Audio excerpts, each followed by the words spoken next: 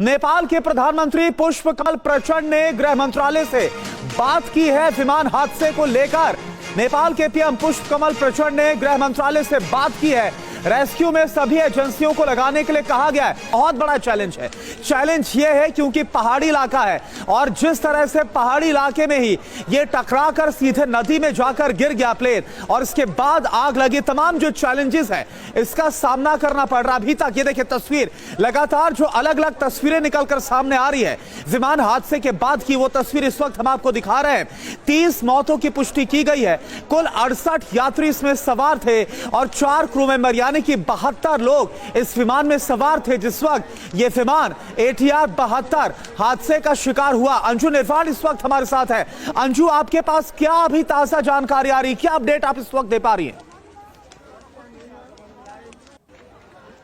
जी देखिए, मैं आपको बताना चाहूंगी कि जिस तरीके से नेपाल में ये जो पूरा ये जो विमान हादसा हुआ है, क्या आपको बता दें, इसमें जिस तरह की तस्वीरें अभी निकल कर आ रही हैं उस पे साफ तौर पे ऐसा लगता है कि ये एक बड़ा हादसा है और उसमें जानमाल का जो नुकसान है वो भारी संख्या में हुआ है। लेकिन आपको बता दें, बीते अगर हम 12 सालों की बात करें तो इस तरह के बड़े 8 विमान हादसे हो चुके हैं और लगातार जिस तरीके की अगर हम इस हादसे की अगर बात करें तो हो सकता है कोई ना कोई लापरवाही हुई हो। जो क्रू है या जो तमाम लोग हैं उनके लेवल से अभी कोई बातें निकल कर नहीं आई है। लेकिन आपको बता दें कि लगातार इस तरीके के जो हादसे हो रहे हैं या तस्वीरें निकल कर आ रही हैं, लोगों के अंदर इस बात की अच्छा अंजू, क्या आपके पास ऐसी कोई कंफर्मेशन आ रही है?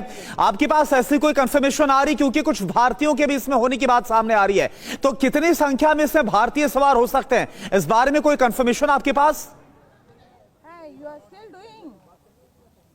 जी देखिए समीर, मैं आपको बता दूं, अभी इसको लेकर कोई कंफर्मेशन नहीं आई है क्योंकि एविएशन मिनिस्ट्री की ओर से इसको लेकर कंफर्मेशन दी जाएगी, जानकारी दी जाएगी। लेकिन फिलहाल फौरी तौर पे आपको बता दें कि ऐसी कोई जानकारी अभी जो एविएशन मिनिस्ट्री है उसके द्वारा जारी नहीं है। अंजू, आप नजर बना के रखिए विमान के अंदर कितने भारतीय थे। और जी अंजू, आप नजर बना के रखिए और डिटेल्स आपसे लेंगे। फिलहाल रेस्क्यू ऑपरेशन तेजी से अंजाम दिया जा रहा है। देवनाथ सर, मैं आपसे एक सवाल जरूर लूंगी। इस पूरी कंडीशन में जब यहाँ पर पायलट की कितना सूझबूझ होती है कि वो इस तरह के हादसे को बचा सकते हैं, या फिर अगर टेक्निकल ग्लिच इतना ज्यादा 90% तक आता है तो फिर भी गुंजाइश कम हो जाती है, उस वक्त क्या चल रहा होता है और कैसे वो इंटरेक्शन होता है एक पायलट का ATC से? देखिए निधि, हर पायलट को इस चीज की ट्रेनिंग दी जाती है कि अगर फायर ऑन बोर्ड है यानी हवाई जहाज में आग लग जाए तो क्या करना चाहिए। पहली चीज, अगर हवाई जहाज में आग लग गई है तो पायलट के कॉकपिट के सामने एक फायर वार्निंग लाइट होती है और कई जहाजों में तो कान में भी ऑडियो आवाज आती है कि एयरक्राफ्ट इज ऑन फायर। इसके बाद जो पायलट है उसको तुरंत ट्रेनिंग जाती है कि हर जहाज में एक फायर एक्सटिंग्विशर बटन होता है, यानी पायलट जो है अगर उसको अंदाजा हो जाए कि जहाज में आग लगी है तो वो तुरंत फायर एक्सटिंग्विशर बटन को दबाता है।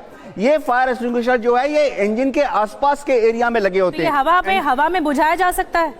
जी हाँ, बुझाया जा सकता है। फायर एक्सटिंग्विशर है ये हवा में ही ऑपरेट कर सकते हैं। जो फायर एक्सटिंग्विशर बटन होता है वो पायलट के सामने ही इंस्ट्रूमेंट पैनल में एकदम सामने होता है, लाल रंग का बटन होता है। पायलट को सिर्फ इतना करना है कि उसमें जो सेफ्टी गार्ड है उसको ऊपर उठाए और बटन को प्रेस करे। इससे इलेक्ट्रिकल जो कमांड है वो इंजन में फायर सर ये बहुत अहम इनपुट आपने दिया देवनाथ सर कि किस तरह से ऐसी सिचुएशन में भी इसको टैकल डाउन किया जा सकता है। लेकिन ये बहुत दुखद खबर कि जो हुआ वो हमारे सामने अब है कि किस तरह से आग का गोला बना और क्रैश हुआ ये प्लेन।